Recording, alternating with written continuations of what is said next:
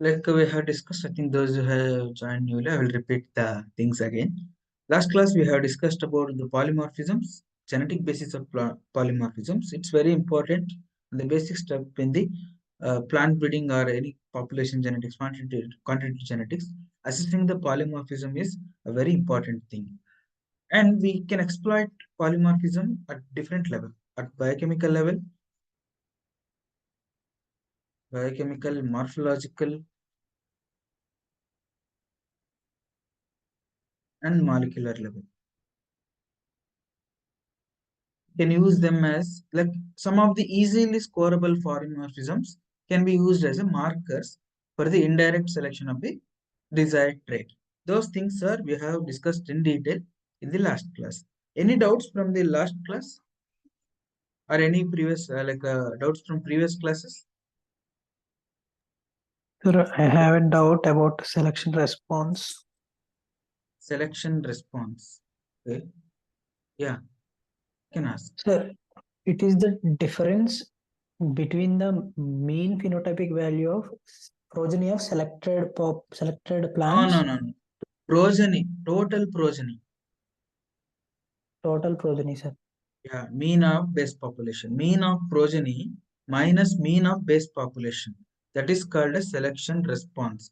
Means after selection in the base population, what response you are getting in the progeny.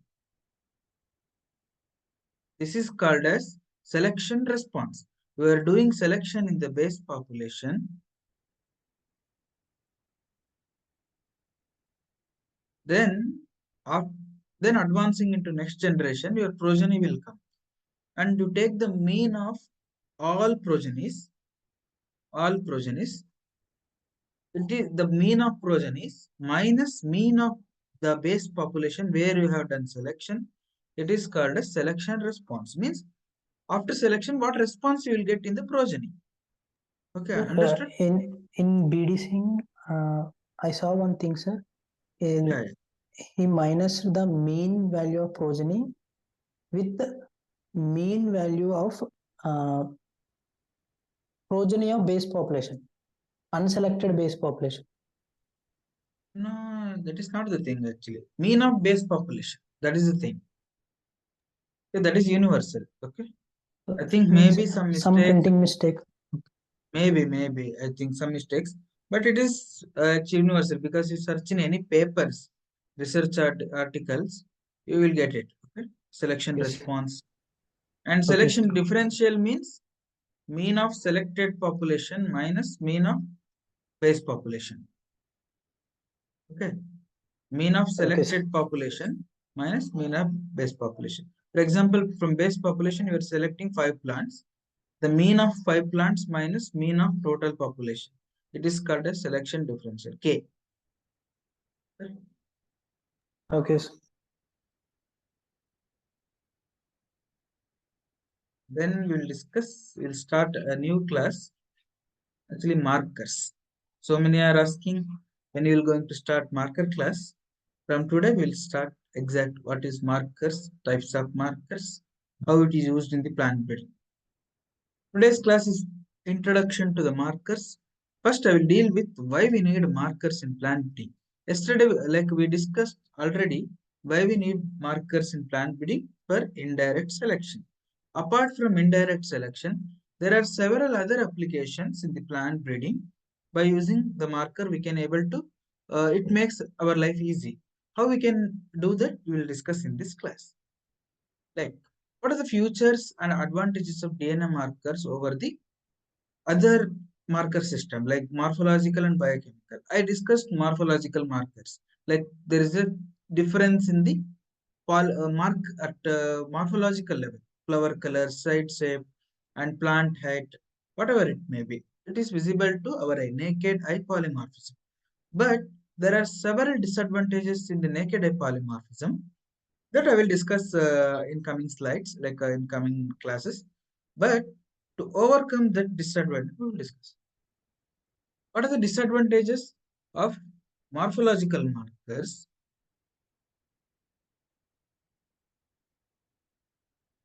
They are very limited in number. This is one of the major limitation. Means how many traits you can count which are linked to your desirable traits. Which are linked to desirable traits. The number is like 100 in every crop, maybe 100 to 200. Maximum you take only 1000. 1000 is impossible, but 100 to 200 traits, impossible, important traits, easily scoreable trait, maybe linked with your desirable traits. Means the marker system available if you take morphological marker is very less. Means there are very limited option for a breeder to select the desirable trait indirectly. This is the one of the one limitation. The another limitation is, for example, you take flower color only. It is white. Another is red color. And white is linked with susceptibility, red is linked with resistance. But due to some excess of sunlight, this red also becoming white, like scorching. Means your selection we can't do selection because both are now looking white. Then how do you select your resistance? Means your morphological markers also affected by the environment. Your morphological markers are affected by environment. We need a marker system. We should have abundant in number, independent of environment. The expression of the trait, the expression of a trait should be independent of environment. This thing is very important, should be meet the optimal ideal marker criteria. We discussed ideal markers also. It should be independent of expression, it should be neutral, it should not affect the, can anyone list? We discussed now, so that I can get either you got or not. It should be neutral, it should not affect it should not affect the fitness of the individual. Can anyone list at least 5? It should show high polymorphism. Exactly. Should not be epistatic. Exactly. Another Should be one, codominant. predominant. Yeah, I think you got. I think Should not be epistatic. now I am confident. At least you have learned some points like what is mean marker, what is the ideal character of the marker. I think you have know. With that background, today we will start this class. We will discuss repeatedly. Things will repeat again, but it will make more clear. Yeah. What is the futures of advantages of DNA marker over the other marker system, morphological and biochemical? First, the representation. What is DNA markers or molecular markers? It is the representation of polymorphism in actual base of the sequence of the DNA across your genome. For example, you take individual 1 A, individual B. Means the difference in the two individual at molecular level, at sequence level. For example, in a particular locus 5' to 3', where 80 GG was there. But in the same locus, AAGG will be there. Means there is a polymorphism in the single nucleotide level. It may be at many repetitive. We will discuss later what are the types available. See, this polymorphism at DNA level, it is called as DNA markers. Means you can use this polymorphism as a marker in the plant breeding. How it can be used, we will discuss. Okay, understood the first point? It's a representation of the polymorphism at the DNA level. It is called as the DNA marker. Then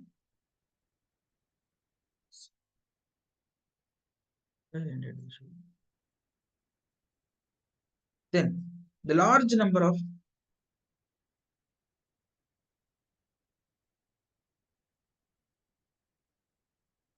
the large number of different marker loci, allowing high marker densities and comprehensive genome mapping. I told morphological markers are very limited. Very limited. Means hardly few markers are available for the indirect selection. But if you take DNA markers,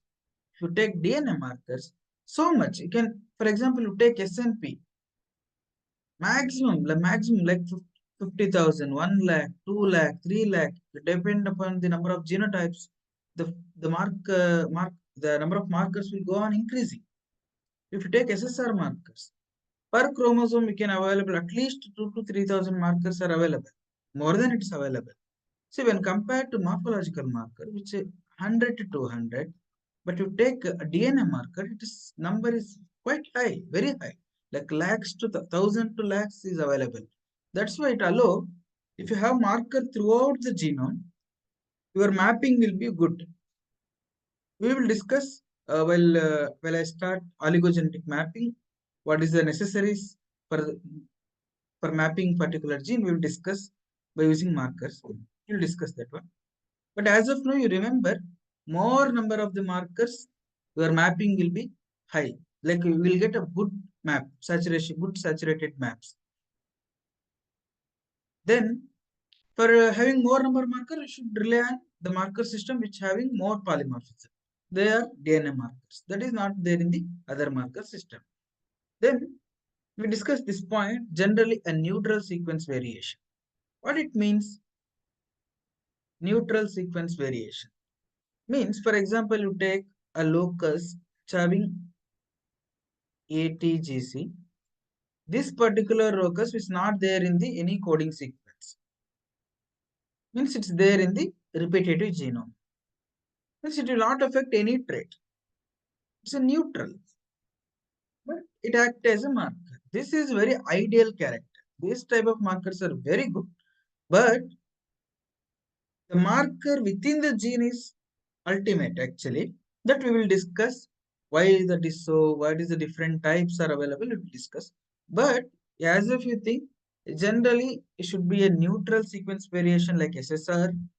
Some markers, except some marker which are there in the coding sequence and which are functional marker like it's governing some function, that markers are available, but generally they are neutral sequence. Majority of the like SSR markers you take, they are in the satellites and microsatellite regions, means they are not affecting any expression. Understood? Hello, I am audible or? Yes, sir. Yes, sir. Yeah. Then it should be independent scoring for each DNA marker, enabling simultaneous evaluation of multiple markers. This point you're not going to get now. I will explain in the next slide. Means, for example, you are using marker 1, you are scoring on marker 1. It should be independent of marker 2. Means marker 1 scoring will not affect the marker 2. I will explain how it is the why it is that, why this character is needed, because of for example, if it is affecting marker 1 is affecting marker 2, it will not, you will not going to select betterly, like you can't select easily. How it be, I will discuss in that with that image. Then it should follow simple Mendelian inheritance, because if it is follows Mendelian inheritance only, we can get segregation. Like for example, if you have two, you have to get dominant, recessive, and heterozygous. Dominant genotype, heterozygous genotype, and recessive homozygous genotype. Means the marker also should segregate in the population. I told it should follow a segregation. Marker should segregate. Means it's an ideal marker. If it does not follow segregation, it will not consider as a marker. For example, while doing mapping, the marker which is not follow Mendelian inheritance will discard that marker. We can't use for the mapping. Remember this point.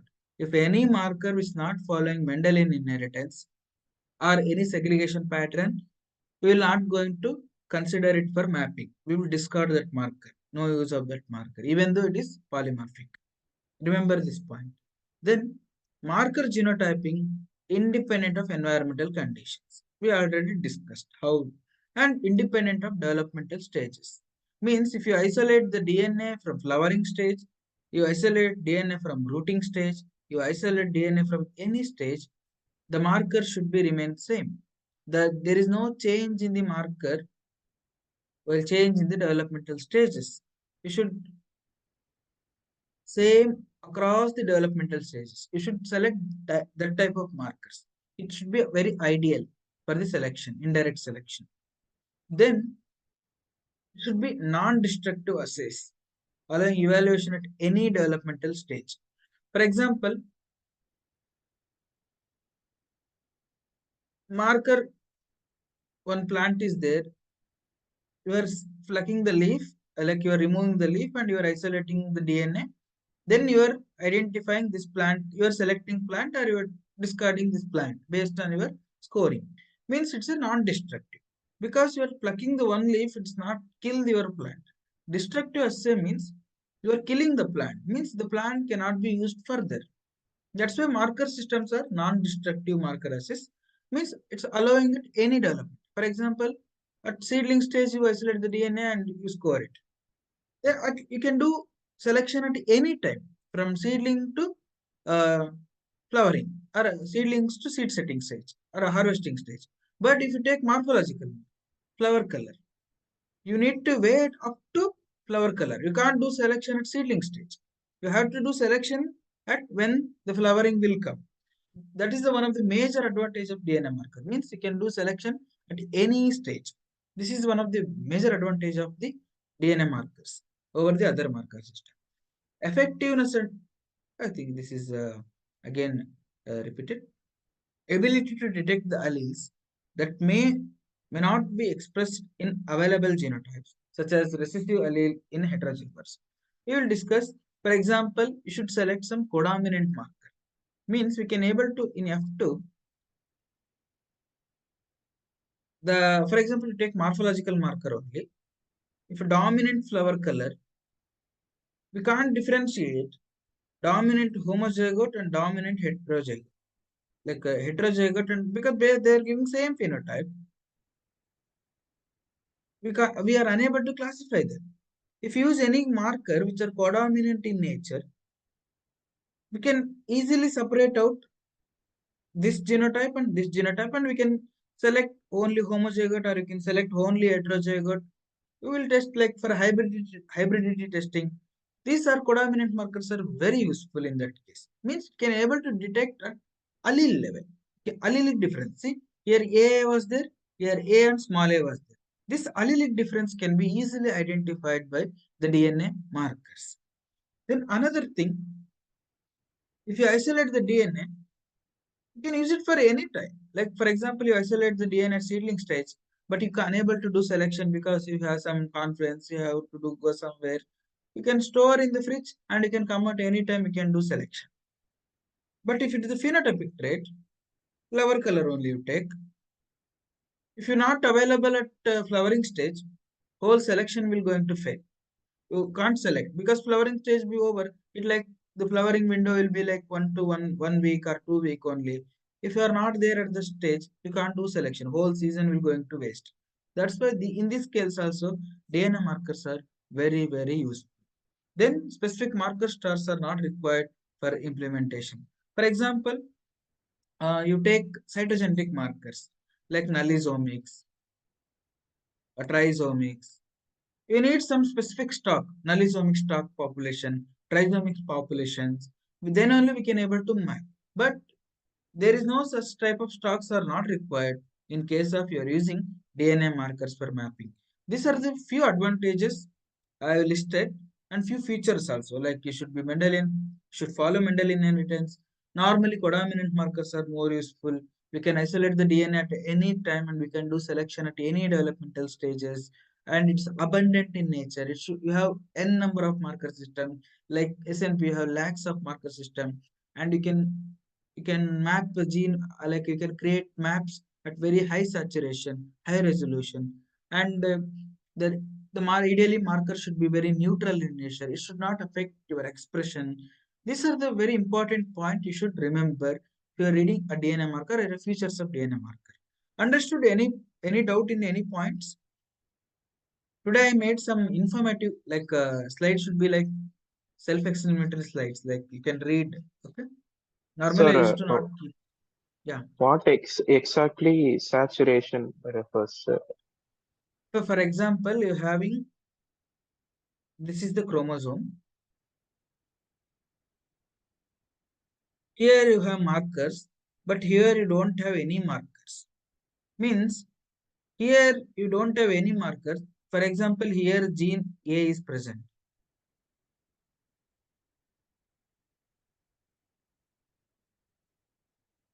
Here gene B is present.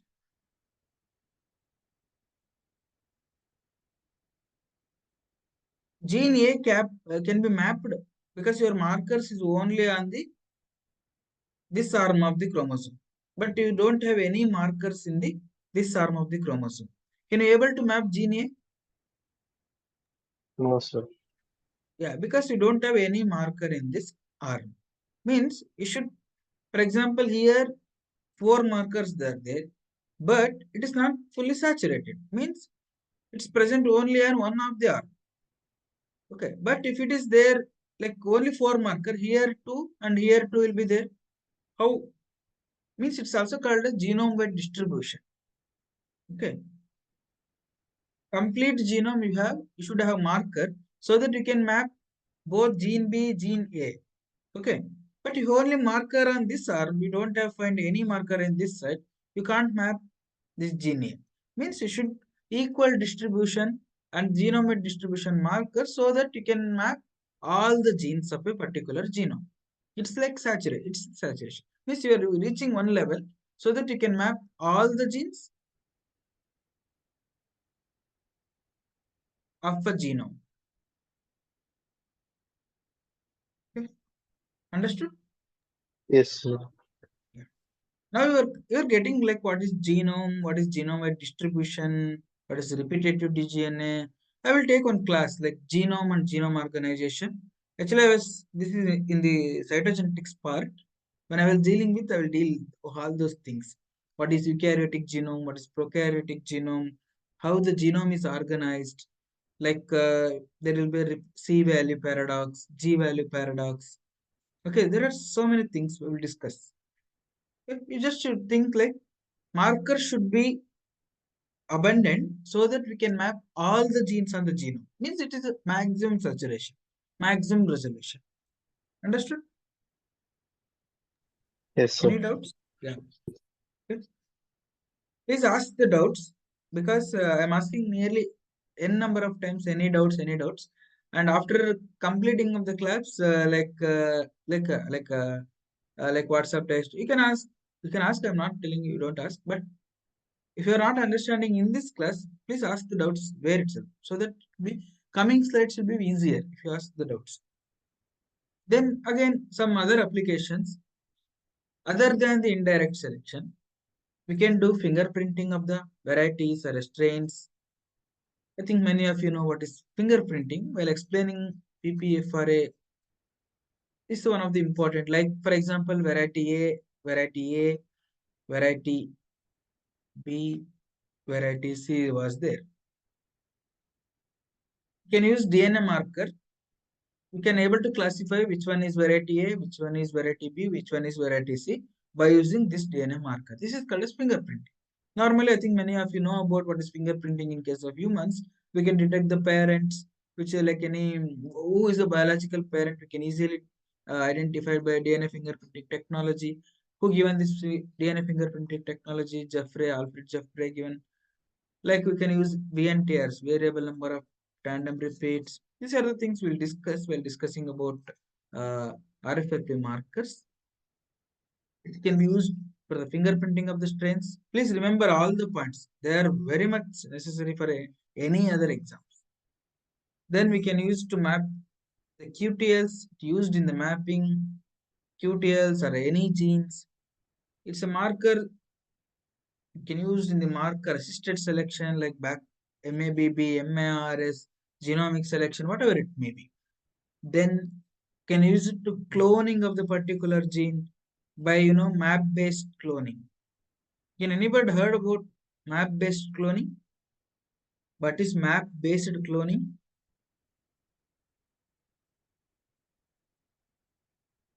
You're not done biology, biotechnology in crop improvement course.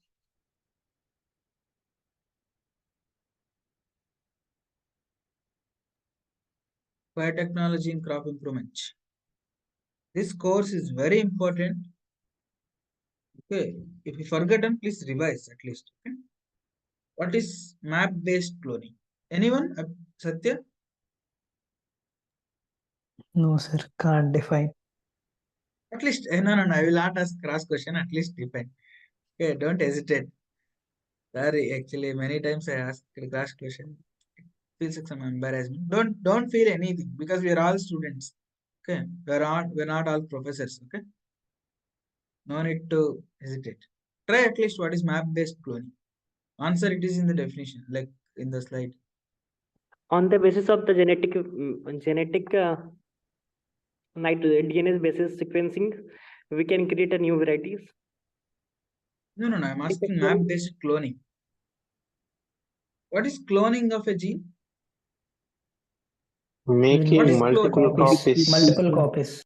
Exactly. Means you have to make multiple copies of particular gene.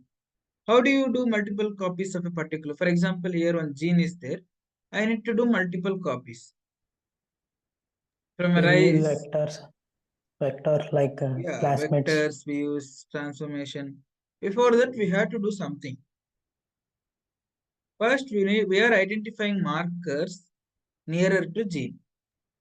Then we will chromosome walking or chromosome jumping. We will go step by step, like by using overlapping sequences, we will reach nearer to the gene.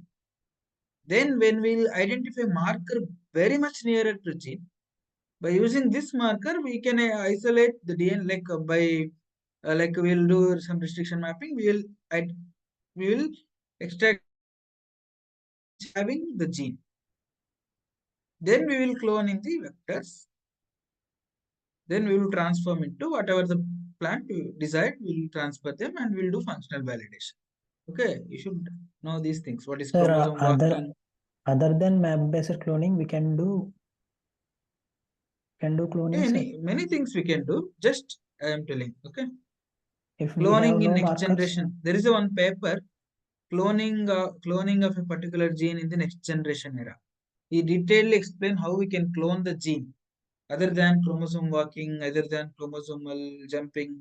There are n number of methods are there to clone the particular gene now. Okay. You are asking something? Can you tell again? Can you repeat? sir, I'm asking that if we have no markers for Yeah, a gene, yeah. without any markers, can we isolate a gene? I am asking like that. Actually, no. Without marker, it is very difficult. At least you know for example, if you know the gene where it is there, if you have next generation sequencing data, if you know from which base pair to which base pair your gene is there, you can directly sequence. Like you can directly use that. You design primer for that. You can directly go for cloning.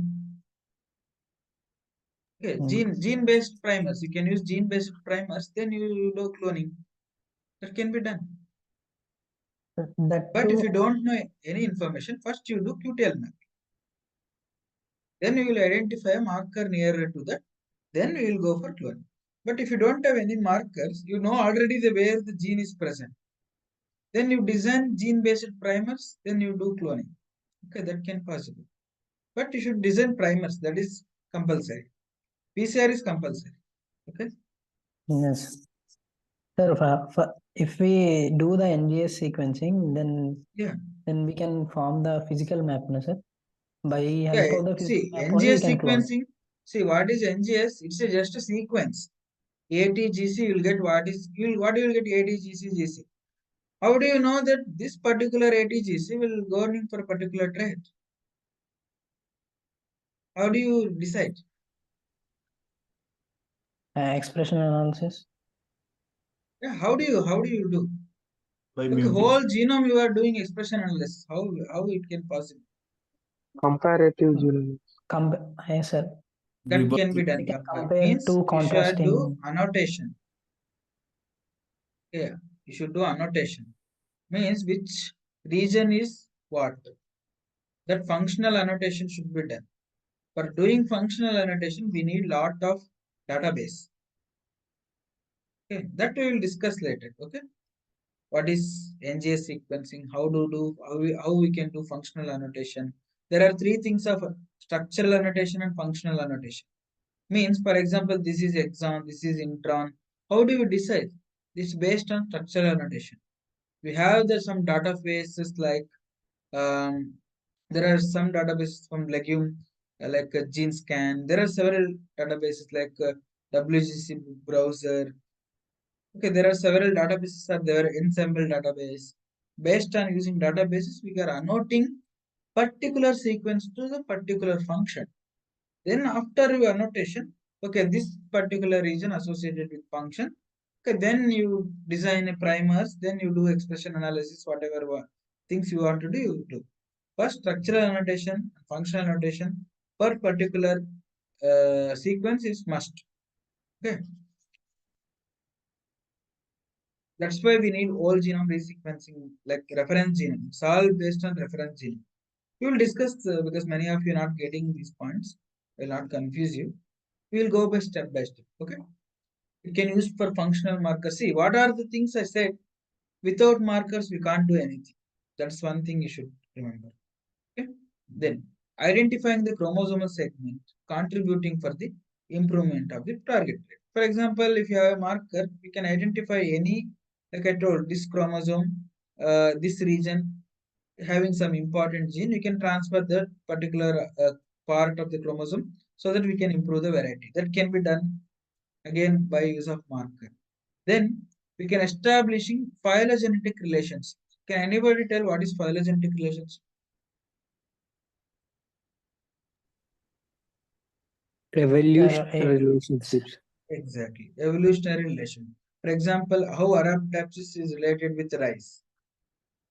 We can establish the relations like Upagma, clustering, mega. I think many of you heard what is mega. Like there are several comparative genomic based on orthologous and paralogous sequence. We can establish relationship between Arabidopsis and rice. That is called as comparative genomics. That too by use of the markers only. Some based on some marker, we can create dendrograms. Okay, like you are creating dendrograms, diversity. Those who are doing molecular diversity analysis, they are creating the dendrograms and cluster maps. These are all the things can be structure, kinship, everything can be analyzed only because of your DNA markers. Then selection of parents for hybridization. By using markers, we can able to select the parents which are good for cross hybridization so that we will get maximum heterosis. That also can be done. See, these are all the n number. Still, many are the mark infinity actually. So many advantages are there, but I highlighted only the few important things. Can anybody summarize what I had discussed? Can anyone summarize now? Markers can be used for fingerprinting, Exactly. QTL mapping, ETL mapping, marker assisted selection, marker asset selection. positional cloning, Positional cloning, Identification of chromosomes. phylogenetic relationships, hybridity testing, like you can use as a parental identification, Comparative genomics. comparative genomics. I think we listed almost all the things. This is actually like I think now you got an idea where markers used in the plant breeding. Okay, it's not like only for the indirect selection. There are a number of applications as listed. Then if you take marker assisted selection, how the marker can be used in the marker assisted selection? It means that the use of DNA markers in the plant breeding is called as marker aided selection or assisted selection. It's a component of a molecular breeding. Okay. For example, you take here your susceptible parent is there. See, the genotype is like this. Here some 50 base pairs you take. 50 base pairs. Sorry, this is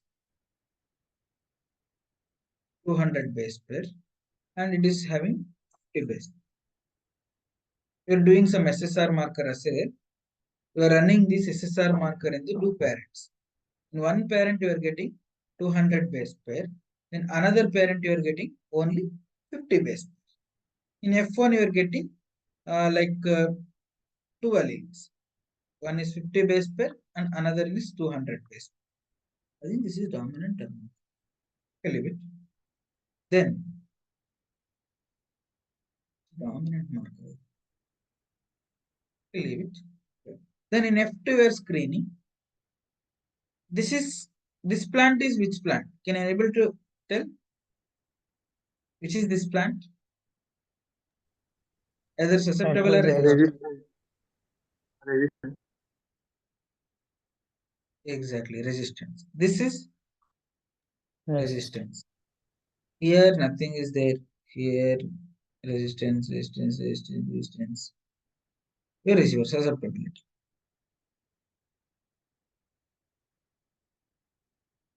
Actually, this is some error is there. Yeah, here it is susceptible. This is susceptible. And this is susceptible.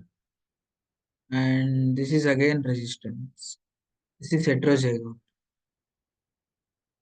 This is susceptible or resistance? This plant. Resistance. Resistance. Okay, this is heterozygous. And this is, Susceptible. yeah, susceptible. And this is heterozygous. This is only scoring. Actually, what we will do, we will take gel, we will run marker, we will run gel, then we will score this one. Okay, okay, if heterozygous is there A, then we'll score homozygous dominant 1 and heterozygous 2 and homozygous recessive is 0. Like many scoring, like this, we will assign some numbers so that it is only genotypic data. Okay. See, you are only telling the plant is resistant or susceptible. How you are telling? Based on the bands. See how easy. If it is phenotypic selection, what you have to do? You have to inoculate, you have to screen in the particular environment, then you have to score, then you have to select. See, but you are running a marker, you will know that, okay, this band is specific for susceptible and this band is specific for resistant. Then in progeny you are seeking, okay, this is heterozygous, this is heterozygous, this is homozygous resistance. Okay, sorry, this is homozygous susceptible, this is heterozygous, then this is again homozygous resistance. This is heterozygous, this is heterozygous, this is heterozygous. It is again homozygous susceptible. Again, this is heterozygous. Like heterozygous is susceptible, later we will discuss. But by using the marker, we can able to select the plant either resistant or susceptible. Means you are not inoculating anything. Just looking at the DNA bands, you are indirectly selecting your resistant and susceptible plant. This is called as marker aided selection. Understood? What is marker aided selection now? This is what we are doing. We will do markers, we do polymorphic survey. See, these are polymorphic. If the band will come same at both the individuals, then how can you do selection? You can't able to differentiate, na? If it is monomorphic. But there is a difference in the band length. See here some like thick band is coming, like heavy band, that's why it is nearer to well. Here some band is very far away from it, it's moving fastly, means it's having low molecular weight, means 100 base pair you take. Means this difference in the, and they are same locus. You are using single SSR marker, but they have two alleles. One is 200 base per allele and another 100 base per allele. Then by using these bands, we can selecting the plants. Understood how we can use marker in the selecting the plants? Yes. Any doubts? No doubts? Can I move? Sir, Yeah. sir, if a trait is polygenic, but a marker can be a marker can be a single marker and can correlate to that polygenic trait, sir. You are not looking at the trait. Okay, I am not telling about the trait. If trait is monogenic, polygenic, whatever it may be, you are not at all looking the trait. You are looking the marker which are linked with your trait. How trait behaves, it's not your worry. How markers is, what marker you having? Only your resistance is polygenic or multigenic, I don't know. But this mark, you just think about the marker. Don't think about your trait, polygenic, multigenic. Okay, don't think about the trait. Just think about the marker. Either this band is there or not. That is the only your worry. Which band is there? That is the only your worry. Okay, don't think that okay, polygenic, multigenic. It is not enough. It's not your worry. You just okay. Here the band is. Here the band is only the band which is specific for the resistant parent is there. You select this plant and it's a resistant plant. Here the band is. Here the band is specific for the susceptible, then you regard this the plant as susceptible. Your resistance and susceptible, whatever it may be, you don't need to worry. Understood? Yes, sir. This is the marker which are linked to your trait. You don't worry about the trait. That's why we are doing marker restricted selection. Because trait is difficult to phenotype, difficult to select. We are relying on indirect selection so that this having easy to score and easy to select. If you select this one, you are indirectly selecting your susceptible or resistant. Okay, now you understood? Yes, sir. Yeah. Don't worry about the trade. Don't worry. You don't mix all the things. Okay. You just think about either which band is there. Okay, resistant specific band is there. You select them as resistant. Okay, don't think that resistant may be whatever it may be, whether it's monogenic, polygenic, whatever it may be. Okay, it's not your thing, worrying thing. Only your marker genotypes are very important. Either what genotype it is giving. In this particular plant, your marker giving heterozygote. In this particular plant, you having the band specific for the your susceptibility. Then you regard it as susceptible. You don't need to, you are not evaluating for disease. You are just evaluating the plant for the marker genotype. Then if particular genotype is there, because this is linked with the susceptibility. It's not means that this marker is susceptibility. It just linked. That's why I explained linkage concept. If two things are linked, means they inherit together. Means if it is there, if this marker genotype is there, if 200 base pair marker is there, then your resistant allele also there. If your 100 base pair marker will be there, your susceptibility also means this, those are linked. Means they inherit together. You understood? Okay. That's why you should be very clear with the linkage concept. That's why in first class in the second class I discussed the linkage concept and how to map the genes by linkage. Okay. Then again, we can use in somoclonal variation. Then you can use it to identify the pathogen traces and biotypes. This is other than the plant breeding. Okay, it is in tissue culture, it is in pathology. For example, the strain A is there, COVID only. Strain A, strain B is there. Here, based on marker, we can distinguish the different strains, different biotypes. We can distinguish. Then prediction of heterotic cross combinations. For example, P1 and P2 cross, you will get this much heterosis. P3 and P4, you're crossing this much heterosis, you're going to get. We will discuss how it exactly while discussing heterotic grouping. Then we can identification of wide hybrids. Can use it for gene pyramiding. We will discuss in detail with case studies. Then you can management and utilization of genetic resource. It's very important in PGR aspect. By using markers, we can reduce duplicates. We will discuss that. Then it can use for the off-season nursery. You can, because markers can be independent of environment. Can use it off-season greenhouse nurseries, selection and off-season greenhouse facilities. These are several applications. Then there are different classification of DNA markers. There are different classification based on different types. For example, classification based on location, where it is located, and what is the function of significance. Based on that, we will classify marker as random, gene-based, and functional markers. We will discuss in detail what is it. Then again, the classification based on method of detection. Like if you are using restriction enzymes, they are first generation marker. If you are using a PCR, they are PCR based marker. Means they are medium throughput. Then if you are using sequence based markers, they are high throughput. Low throughput, medium throughput, high throughput. And they are again PCR based marker, restriction enzyme based, PCR based, and sequence based. We will discuss in detail. That's why I'm going fast. Then what is random marker? What is gene based marker? What is functional marker? For example, this is a gene. Your marker is present here, marker 1. Means this marker is anywhere in the genome, but it having linkage with your gene. This is called as random.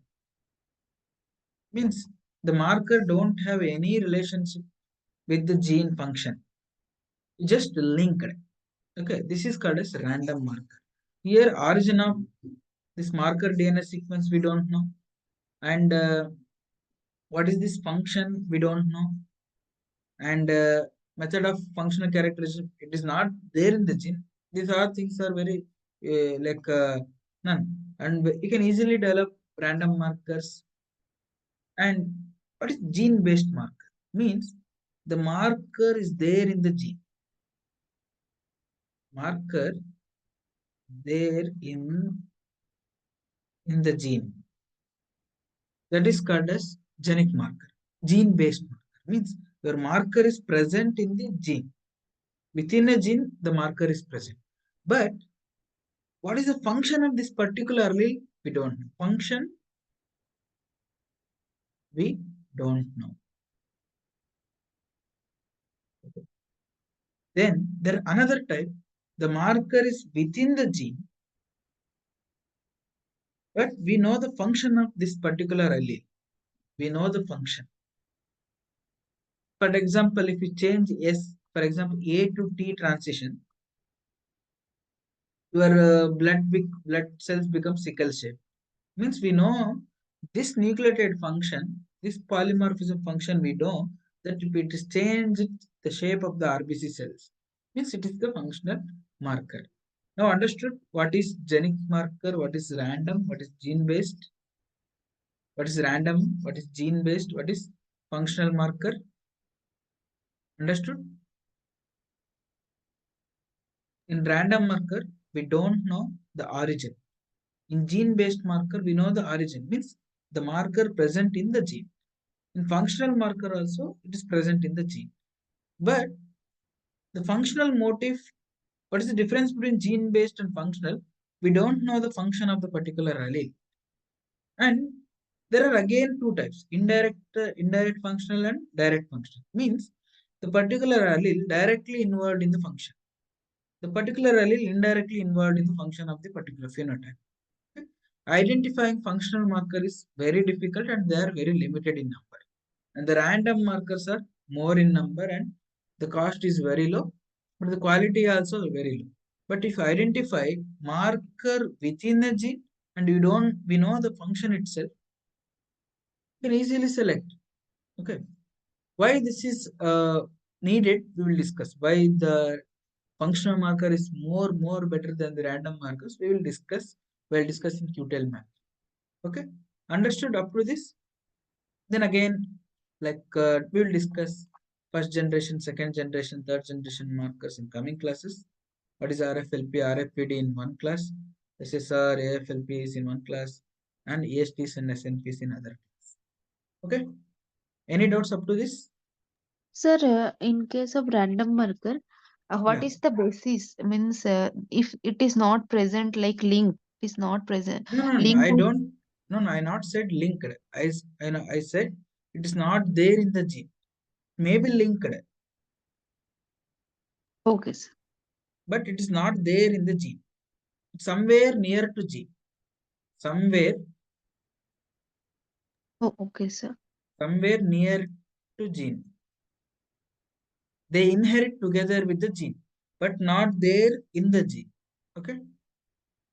Yes, sir. If marker within a gene, it is called as gene-based marker.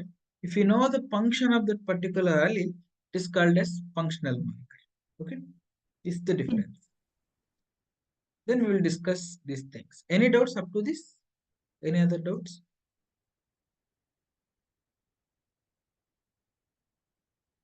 Sir, difference between indirect functional and direct functional. Yeah. For example, this particular allele,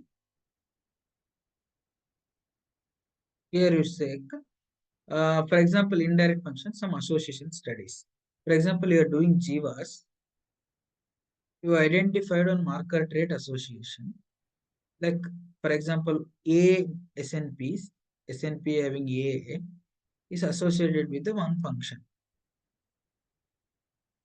But you're not functionally validated it. Means by creating some mutation or by creating some CRISPR-Cas9 mutation or some insertional mutagenesis, any functional validation studies, you are not validated. Means we are saying this, okay, this particular nucleate, right? It's there in the gene. We know the function. It's maybe governing for flower color, all those things, but we are not validated it. But in direct functional, through isogenic lines or through any transformation studies like map-based cloning and transforming to other varieties, then you confirm that, okay, this particular A is governing for this particular phenotype after confirmation. Okay, that is the only difference. See, in isogenic lines and after transformation, we will get to know, okay, this nucleotide is perfectly, it is confirmed that it is governing this phenotype. But for example, in Jivas, we are predicting that, okay, this marker is associated with some function, but we are not validating it. If we not validate it, it is called as indirect functional. If you validate it, okay, this particular is only governing this particular phenotype, means that is called as direct functional. Understood? No? Yes, sir. Any doubts up to this? No doubts. I will close the class. Engage. Okay, tomorrow we will discuss what is RFLP marker. It's very interesting class. It will be an interesting class. Actually, molecular breeding is very interesting actually, because many of you are new to this. So it is necessary that all resistance will have a one allelic size. Yeah, it's not necessary. Okay. You may have multiple alleles. That can be possible. It's not like that only this allele. Okay, you have multiple alleles. It depends on marker system you are choosing. Sometimes resistance may go on by multiple alleles, like you will get 2 bands. In susceptible, you get 3 bands. It's not like that. Okay. Only thing you need polymorphism. Either this resistant and susceptible, your markers can able to distinguish these 2 individuals or not. That is the only your bother. And it can able to distinguish your heterozygote from dominant homozygote. That is one worry. If it is meets 2 criteria, you can easily use any marker. It may having how many number of alleles? It possible. Generally, you will get only one allele difference. Okay. Generally, they are biallelic in nature. But SSR is multi-allelic. You will get multiple alleles. That possible. That may be possible. It's not like that only this particular single allele is responsible for resistance. Single allele is responsible for susceptibility. It's not like that. multiple alleles can also be possible. Okay, I think I cleared Sunandan doubt. Sir, through which method we actually associate a trait to a marker? There are so many methods, no? QTAL method, GWAS. We will discuss that. QTAL mapping, GWAS, BSR-seq, QTL-seq. There are any BSR-seq, NILS. There are so many methods. We'll discuss those things. Okay. That's all the thing. That's all molecular breeding. You are mapping something, some genome to some trait. That is only molecular breeding. Okay, that is all QTL mapping. GWAS means you are associating some genomic region to some particular trait, yield, color, height. You read papers regarding any QTL mapping paper, we are doing that only. We are associating some, okay, this particular region of the genome is associated with this particular trait. That is called as your mapping. Either it may be QTL based, I think it's biparental mapping or random population based mapping, association mapping or linkage mapping. Can use two methods, linkage mapping or association mapping. Okay. Understood? Yes, sir. Okay. Bye. Tomorrow we'll meet. Thank you everyone for patient listening. Thank you, sir. Thank you, sir. Thank you, Good sir. night, sir. Good night. Good night. Bye.